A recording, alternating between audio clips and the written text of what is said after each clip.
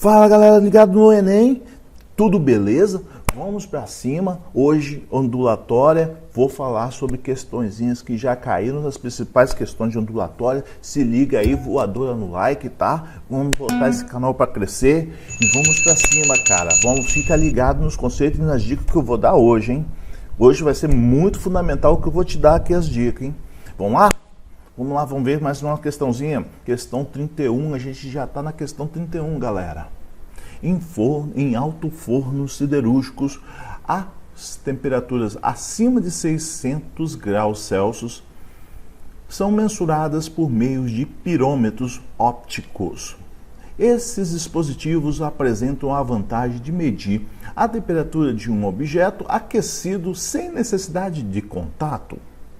Dentro de um pirômetro óptico, um filamento metálico é aquecido pela passagem de corrente elétrica, até que sua cor seja a mesma que do objeto aquecido em observação.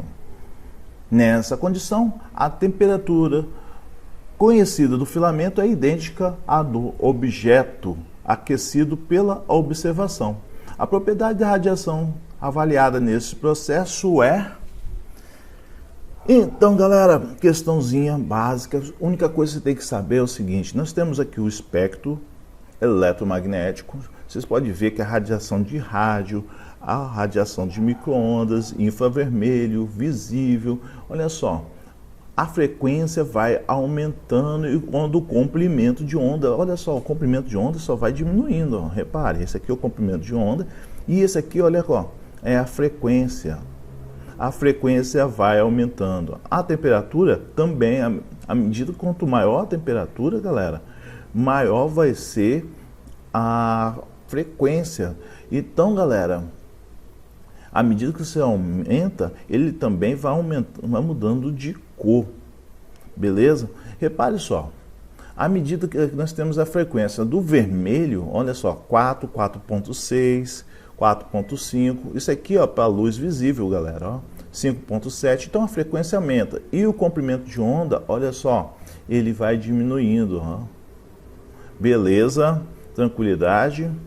Então, galera, para responder essa questão aqui, ó, a propriedade que relaciona isso daqui, ó, é, à medida que você aumenta o grau de agitação das moléculas, né, que é a definição de temperatura, você aumenta o quê? Você aumenta a frequência.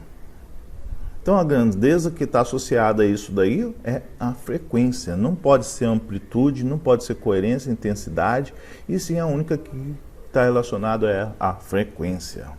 Joia? Vamos para mais uma. Essa questão 32, nossa, tá? Então, vamos lá. Um experimento para comprovar a natureza ondulatória da radiação de micro-ondas foi realizado da seguinte forma. Anotou-se a frequência de operação do forno micro-ondas e, em seguida, retirou a plataforma giratória.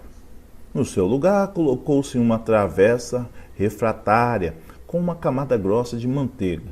Depois disso, o forno foi ligado por alguns segundos. Ao se retirar a travessa refratária do forno, observou-se 3 pontos de manteiga derretida alinhados sobre a travessa. Parte da onda estacionária gerada no interior do forno é ilustrada na figura. Aí temos uma figura aqui, né, com pontos. De acordo com a figura, as posições correspondentes aos pontos consecutivos da manteiga derretida é... Então, galera, vamos ver aqui, ó, o que é, então, uma onda estacionária. Veja só, aqui nós temos uma onda estacionária, onde nós temos o ponto chamado nódulos, e esse ponto mais alto aqui, ó, é chamado de ventres. E aqui, ó, isso aqui corresponde a meio comprimento de onda, beleza? Então tá, galera, vamos lá. Repare só essa onda. Nós temos uma azul, uma vermelha e outra preta. Veja que a preta é a sobreposição das outras duas. Então nós temos uma região, repare só, que essas duas, as vermelha e a azul, se juntam aqui, ó, formando essa daqui, ó, preta. Repare que elas se cancelam, olha só, estão sempre se cancelando nesse ponto. Então existem pontos que elas se cancelam e pontos que ela se sobrepõem. Quando ela ocorre a sobreposição de duas ondas, a gente fala que houve uma interferência construtiva. Essa se somou com essa e deu essa daqui. Joia? E quando não há uma cancela a outra, a gente diz que houve uma interferência destrutiva. Então, galera, esses pontos nodos aqui é onde ocorre a interferência destrutiva. E onde tem os ventres, a interferência é construtiva. Beleza? Então, galera, através dessa animação aqui, se dá para enxergar claramente isso daqui. Então, o que eu posso dizer aqui para vocês? Então, essa região aqui, ó, 1, 2, 1, 3 e 4, está falando construtiva. Aqui é destrutiva. E ele pergunta que correspondem aos pontos consecutivos da manteiga derretida. Bom, os pontos consecutivos, ele não quer todos, né? Que é 1, 3 e 4. Ele só quer os dois primeiros pontos, ó, 2. Então ele quer 1 e o 3. Seria esse e esse. Joia? Tá aí feito, questão 86, muito tranquila, né, gente? Vamos lá, vamos mais uma. Olha a questão legal que caiu em 2014. Opa, eu não troquei aqui em cima, mas essa questão é de 2014, tá, galera? Então, lá, Christian Huygens, em 1656, criou um relógio de pêndulo. Nesse dispositivo, a pontualidade se baseia na regularidade de pequenas oscilações do pêndulo. Para manter a precisão desse relógio, diversos problemas foram contornados.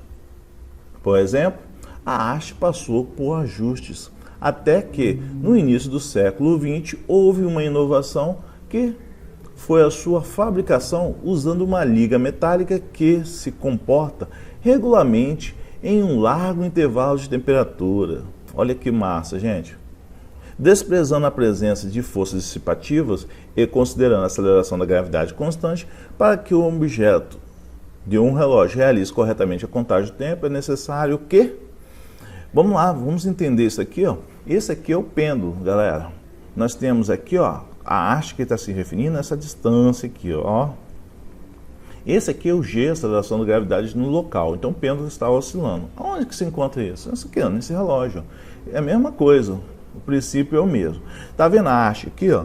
Essa haste metálica que ele está falando, ó, essa haste. Eles encontraram no século XX uma inovação. Encontraram um metal que aguenta essas variações de temperatura. Imagina lá no Reino Unido, que a temperatura chega abaixo de zero e pode chegar a 30, 40. Então uma variação muito grande, né?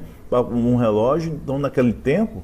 Então isso aqui, cara, aumentando esse comprimento aqui, ó, o que vai acontecer? Você vai ter um período maior de oscilação. Então o relógio pode adiantar, pode atrasar, de repente da dilatação ou contração. Então pode ocorrer isso, né, nesse movimento aqui. Então o que aconteceu, galera? Para contornar isso daqui, ó, o período é igual a 2π, essa aqui, ó, o período desse pêndulo, né, é 2π raiz do comprimento sobre G. G é constante. Então, para que esse período mantenha-se constante, o relógio continua medindo o período, o intervalo de tempo, né, ele tem que ser constante aqui, ó, esse valor aqui, ó. Beleza? Então isso aqui não pode ocorrer dilatação, né? Aumento ou diminuição. Então por isso que eles encontraram um metal que resolveu esse problema aí que eles tinham. Beleza? Então a resposta aqui, ó, comprimento da haste deve ser mantido constante. Esse comprimento aqui, ó. Joia? Então tá aí nossas 3 questõezinhas. Eu espero que você tenha gostado. Nossa, muito bacana. E eu vou fazer mais questões aí para vocês. Deixa o seu like, compartilhe esse vídeo e muito obrigado por ter assistido até o final. Com certeza você vai ver a diferença na prova do Enem com essas questões que eu estou fazendo. Você vai sentir a diferença. Vamos lá. Um abraço.